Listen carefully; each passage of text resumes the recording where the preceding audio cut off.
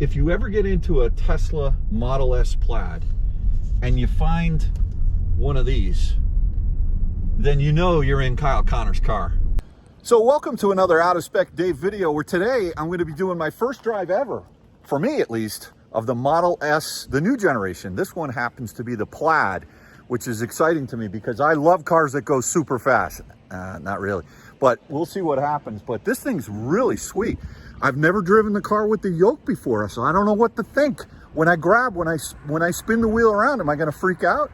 I don't know, but so we've got Zach here in the Ioniq 5 with the roof box looking pretty sweet there. We got the smart car, the Revel, and over across the street somewhere, right over here, we've got the Rivian up there. So let's get into it. My first drive of the Model S Plaid. Should be a good one.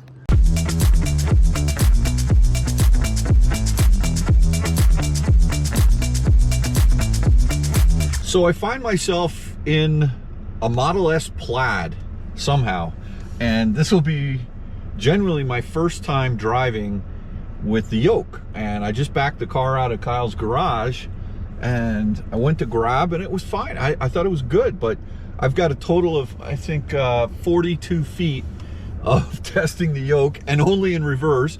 And when I got out into the road, I said, how do I put this thing in drive? And there was a car coming. Guy says, swipe up. I'm like, swipe what up? I mean, I've got a lot to learn here. I'm a old generation Model S kind of guy, I guess. But so far, this thing's beautiful. I love it. We are off driving in the Model S Plaid, first time with the yoke. And I mean, first observations, the visibility of not having the steering wheel across the top, I kind of like that. I think that's good. It's, I don't know, it's not as weird as I thought it would be. I think this is quite nice. So I don't know where we're going. I've got Zach behind me in the Ioniq 5.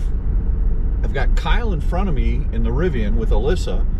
And all I know is we're going to an electric vehicle car show somewhere. I don't even know.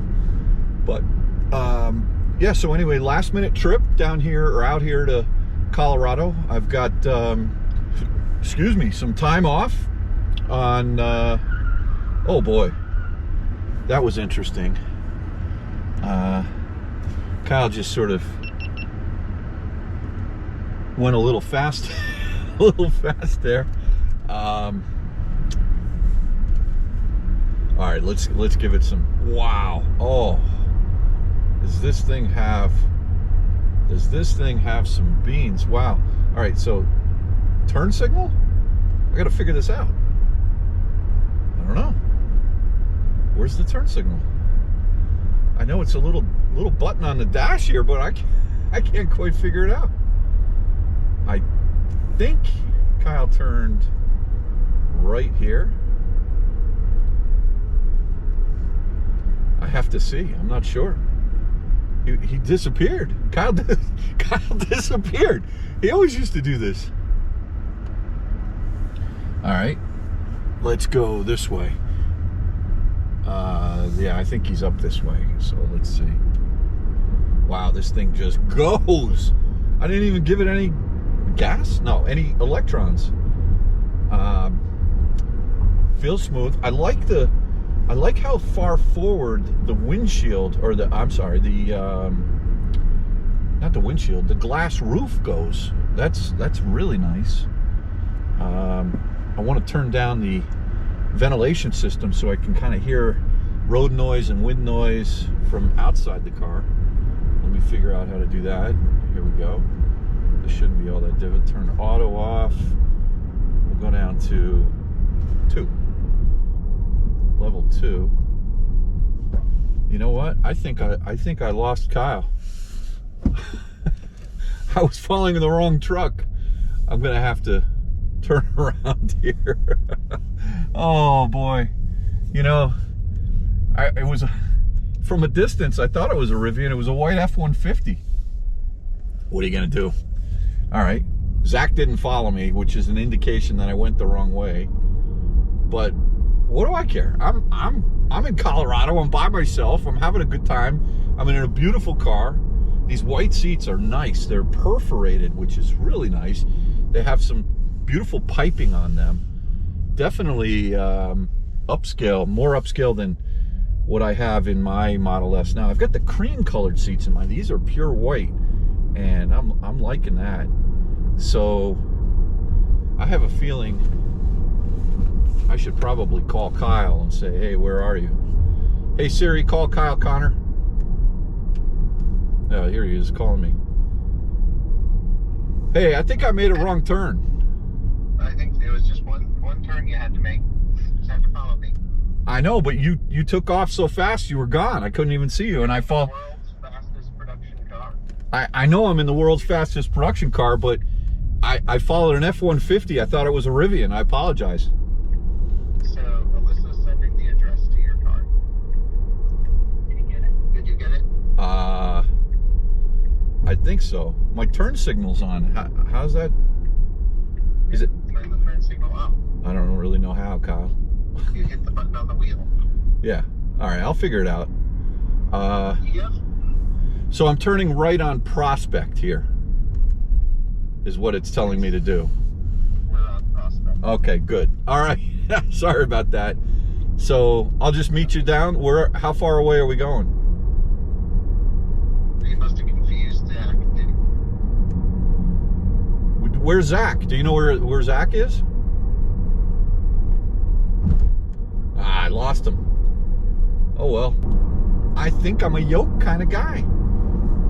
I didn't think I would like it, and I actually, initial impressions, I'm used to it already. I've driven this car 4 miles, and the turn signals, they're not really, I mean, they're fine. You hit a button, you turn right, you hit the button again, the turn signal goes off.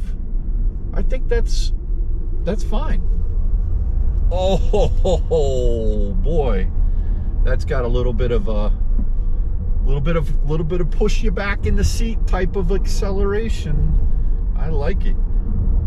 The visibility, the benefit of the yoke, I can tell you, is just from, again, initial impressions.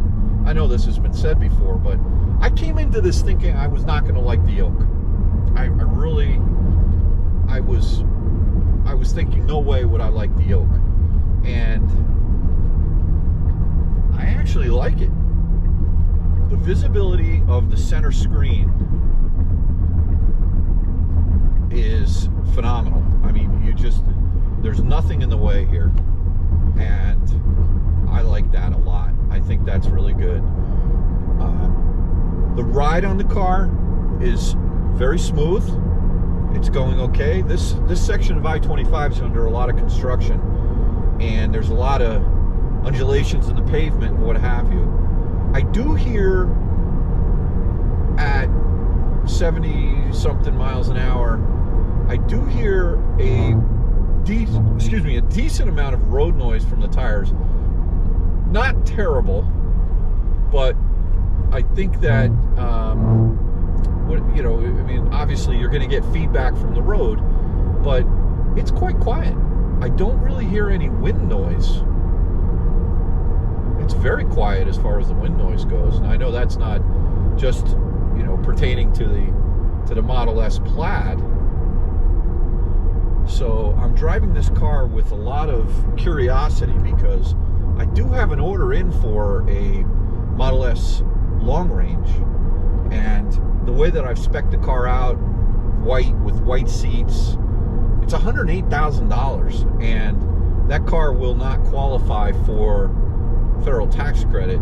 Well, first of all, Teslas don't now, but assuming this new bill goes through, some people will qualify, some cars will qualify. This car, that car definitely will not.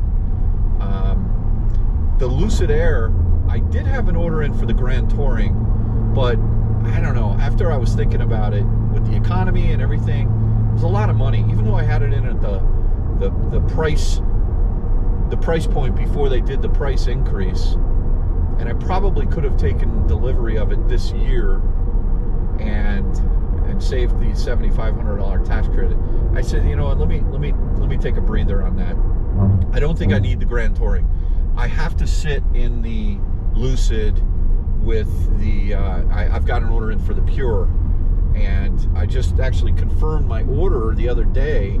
I got an email from Lucid. I had an order in for a Pure, and I think it's 87.4 or something like that, and they said if you actually confirm your order prior to this bill going through, there may be a chance that you could still get the $7,500 tax credit. I don't know, we'll see.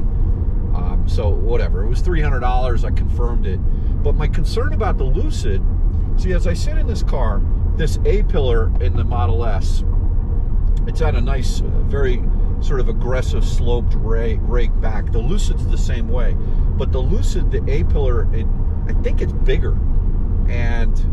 But one of the things I loved about the Lucid was that, in the Grand Touring at least, the roof was all glass. Kind of like the Model X I used to have, was just such a nice feeling, an amazing feeling, openness. The way that Lucid actually implemented the sun visor, though, in that car, is it really kind of covers up a lot of the glass. And interestingly enough, the way that this sunroof, or glass roof, fixed panel glass roof in the Model S is situated, it comes very far forward, and the front windshield goes quite high, and then you have the sun visor there. So I get a feeling of openness in this car that I just went to grab the top of the steering wheel and grab nothing but air, like nothing but net. Yeah, you can't do the, like, you know, the Brooklyn, you know, hanging back and kick the seat back and put your wrist on the top of the wheel. I guess that's probably a benefit of the yoke, but yeah. But the key thing for me is going to be with the Lucid Pure is you can't get the glass roof with that car, and I'm a little bit concerned about it feeling somewhat claustrophobic inside because you don't have that glass roof. So we'll have to see. But this is a beautiful cabin. Obviously a lot of power, proven Tesla quality, right? We all know the pros and cons. The network, you can't argue with it. The interface, I love the screen. Very much, if you will, Model Y, Model 3-esque, if you will, and very clear. I'm somehow driving with the cameras on here. I'll figure that out in a little bit. I have to reacclimate myself to Tesla. I haven't even had my 2018 Model S 100 long enough to, I took delivery, well, Kathy took delivery of it, and I haven't really had a chance to drive it that much. So I've got to refamiliarize myself with it. I'm not sure how to activate Autopilot on this car. I got to figure that out. How do you do that? I don't know. I'll have a few questions for Kyle, and I'll have to report back on the Autopilot, but it's tracking very straight. The graphics are excellent on the center display. 79 degrees out, running at a 66% state of charge. Kyle and Zach are probably already there laughing at me because, well, I mean, listen, the Rivian's no slouch, nor is the Ioniq 5, but I'm sort of just getting used to this new buggy here. I'm trying to soak it all in. The side view mirrors are excellent.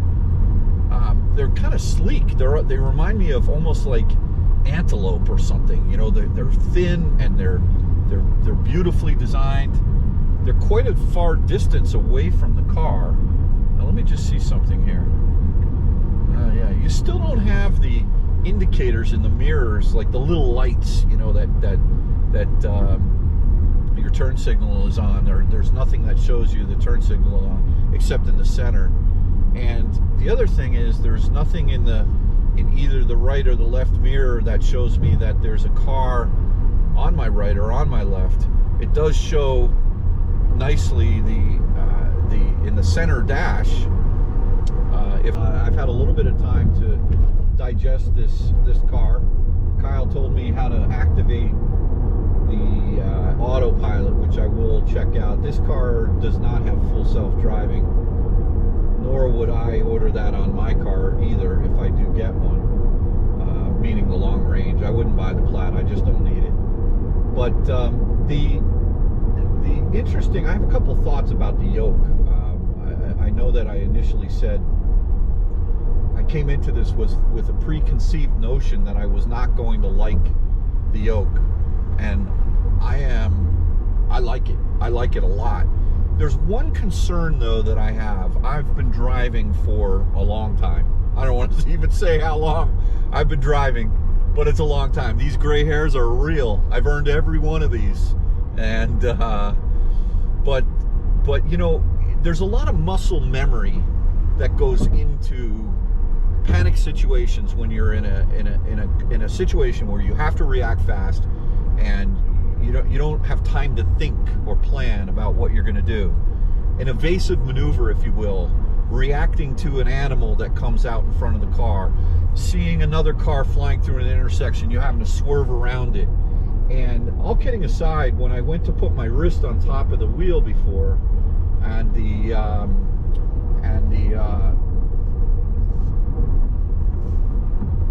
when I went to put my wrist on, hold on one second. Hello? Oh, I missed the phone call. When I went to put my wrist on top of the wheel, my hand fell down, and I laughed about it and I joked about it. But you know what I was thinking as I'm driving here? I don't believe this yoke can be as safe as a regular wheel. Not necessarily because of the design, but if you're trying to grab for something very quickly in a reactive mode, not a proactive mode, and you have years of muscle memory training where you've done this over and over and over, it's very possible that in a panic situation you may grab for something and it not be there. And I can see how that could become a problem. All right, that's something that I would think about. Now, if the only wheel that I as a kid, you know, ever used, and if I learned on a yoke and I drove it my whole life, I would say that I would be less concerned about that. But it's the thing that I would do in a panic situation that has me a little concerned. Enough said, no big deal.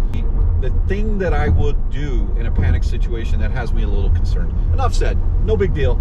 I just think you have to be a little aware that hopefully there won't be any data points of accidents. So I don't know. It's just something, it's something to think about. So there's a lot of construction here on this section of the road. I'm going to see how to activate Autopilot. Push it once, push it twice. Okay, there we go. Now I'm in auto steering. Apply slight force to the turning radius. All right, this feels very planted, very solid.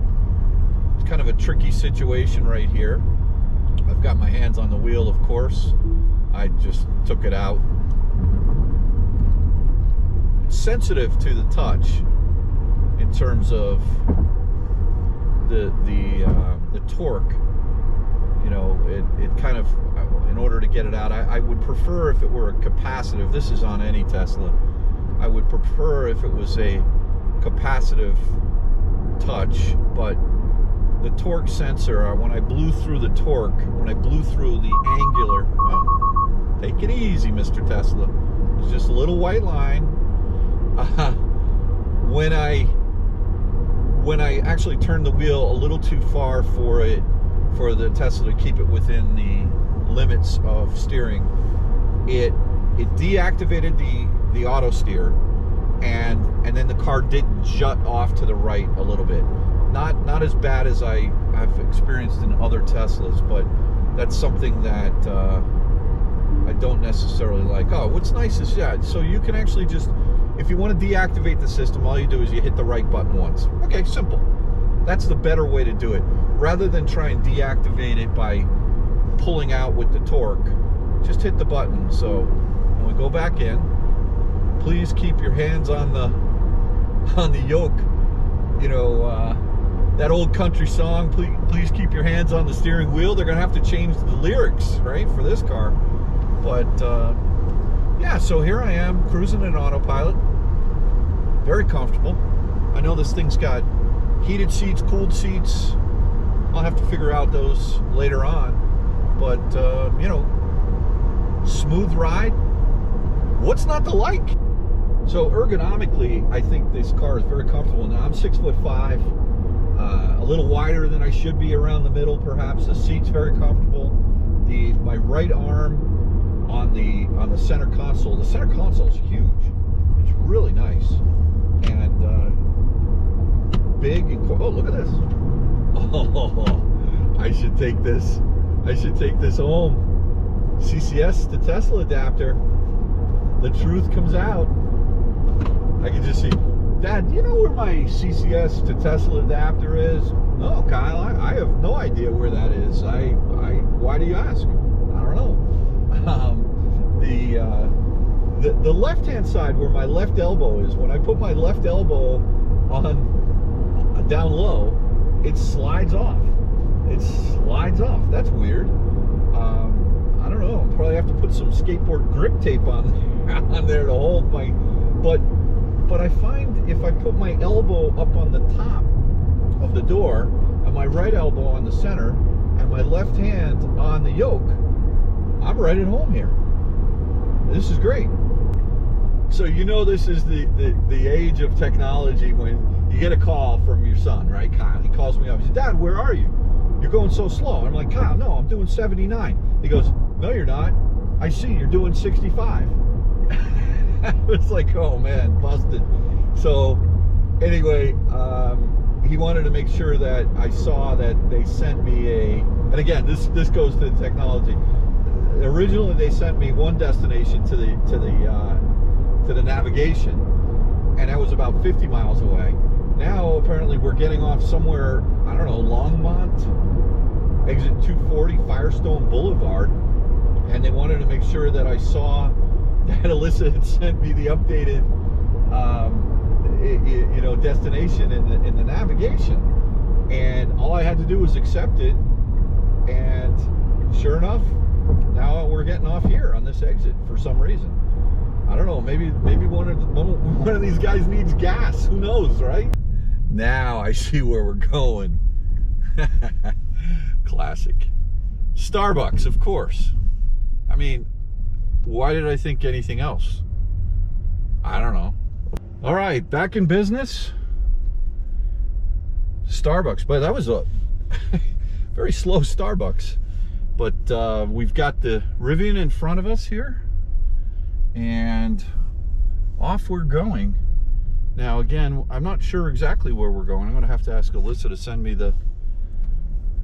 the destination again. I guess I could pull it up historically. All right, so we're back on the road. I think I know where I'm going. I don't see Kyle once again. I don't know where he went. I don't see Zach, but I've got the navigation plugged in now. I remembered how to do it. You know, it's like riding a bike. Once you've had a Tesla, you don't forget, right? I just haven't spent enough time in my Model S to remember. But it's so easy. Everything is so intuitive. If you're not sure, just hit a button. Chances are it'll work. Gauged on the car. This car, again, no enhanced autopilot, no lane changes, definitely no FSD. And the one thing that's interesting is it's got a max of 85 that you can go. Now this traffic here on I-25, somewhere north of Denver, this traffic moves, and 85. That's not really enough to keep up with traffic. One observation.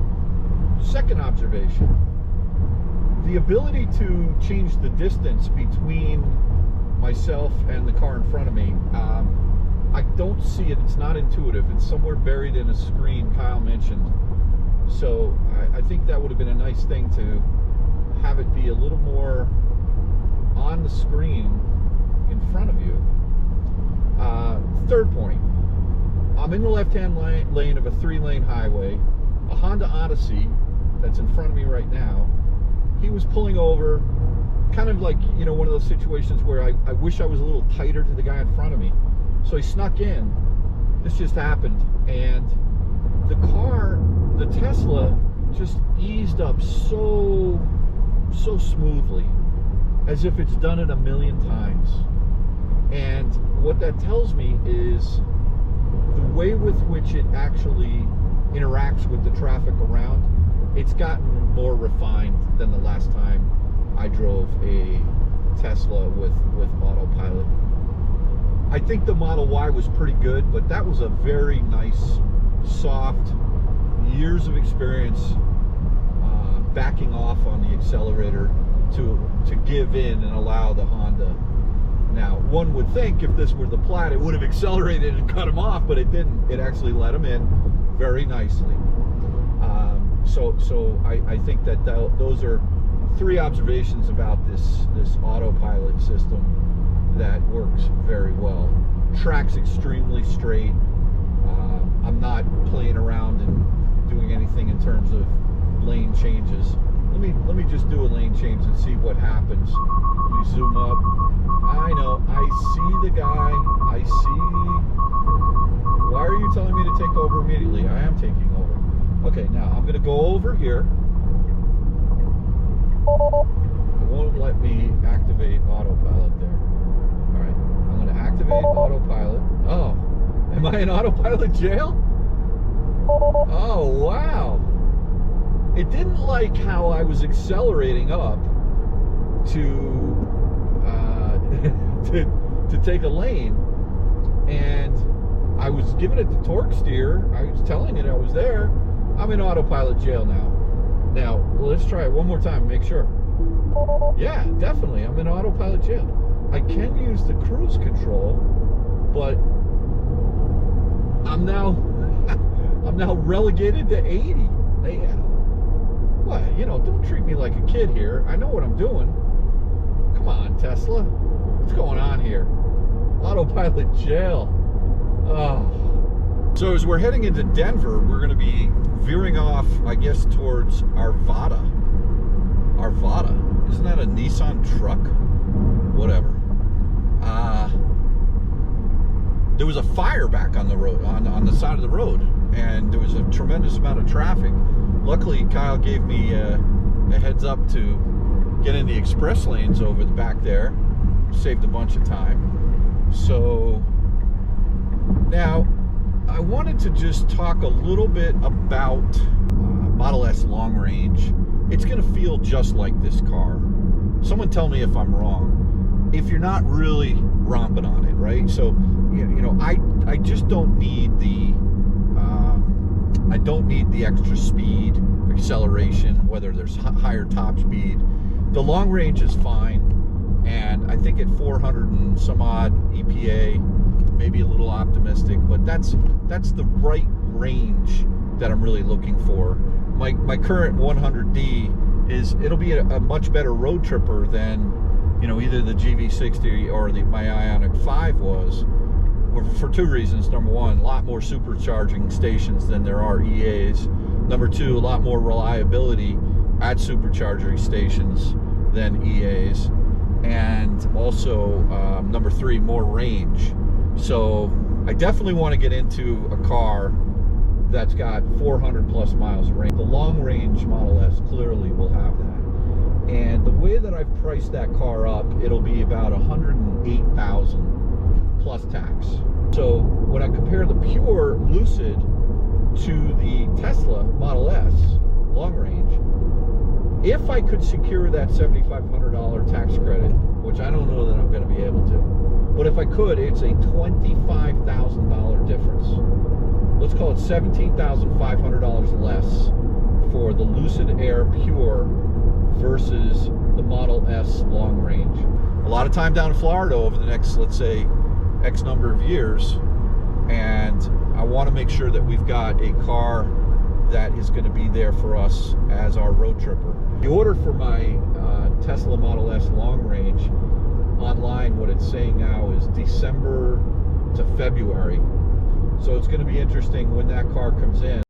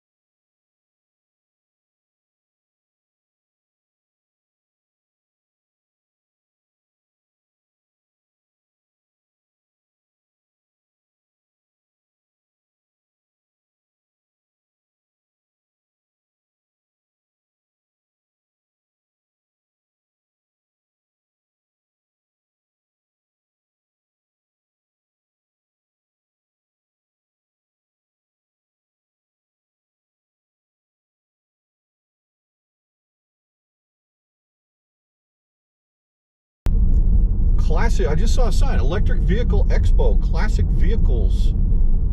I wonder what that means. Turning in.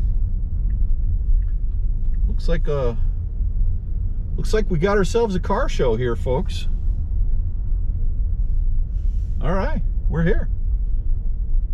What a beautiful setting. Absolutely beautiful. I see an F-150 Lightning over there. I've not seen one in person yet. That'll be cool.